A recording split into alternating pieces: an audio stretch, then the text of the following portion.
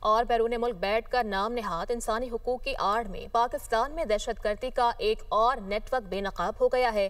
پاکستان میں انتشار اور دہشت گردی کی مرتکب مجرمہ کو امریکی عدالت میں سزا سنا دی گئی ہے۔ مزید کیا تفصیلات ہیں اس حوالے سے جان لیتے ہیں۔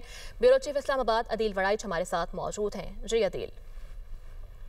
پاکستان میں انتشار اور دہشت گردی کی مرتکب مجرمہ کو امریکی عدالت میں سزا سنا دی گئی ہے اور امریکی ریاست ٹیکسس کی عدالت میں MQM لندن کی سرگرم کہکشاں حیدر کو 8 سال قید کی سزا سنائی گئی ہے۔ کہکشاں حیدر خان کو بین الاقوامی دہشت گردی سے متعلق جھوٹے بیانات دینے کے جرم میں سزا سنائی گئی ہے اور کہکشاں حیدر نے MQM لندن کے لیے بھرتی اور سہولت کار کے طور پہ کام کیا تھا اور اس نے پاکستان میں دہشت گرد حملوں کے لیے رقوم منتقل کی اور امریکی عدالتی ریکارڈ کے مطابق کہکشاں حیدر نے کراچی میں آتش زنی اور پیٹرول بم حملوں کی منصوبہ بندی کی اور کہکشاں نے امریکہ میں بیٹھ کر فنڈ جمع کیے اور ہدف کا انتخاب کیا اور حملہ آوروں کے لیے اسلحہ خریدنے میں مدد بھی کی۔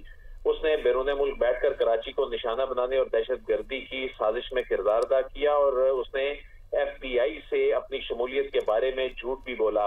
تو جنوری 2023 میں کہکشاں نے ایک شخص کو کراچی میں 2 پنجابی ملکیت والے پیٹرول پمپس پر آتش زنی کرنے کے لیے انہیں بھرتی کیا اور اس نے امریکہ میں MQM لندن کے کارکنوں سے رقوم جمع کر کے پاکستان بھجوائیں تاکہ ان حملوں کی ادائیگی کی جا سکے۔ تو 20 فروری 2023 کو ٹھیک ہے، ملزمہ کو 8 سال قید کی سزا سنائی گئی ہے۔ عدیل بہت شکریہ، آپ نے ہمیں اپڈیٹ کیا۔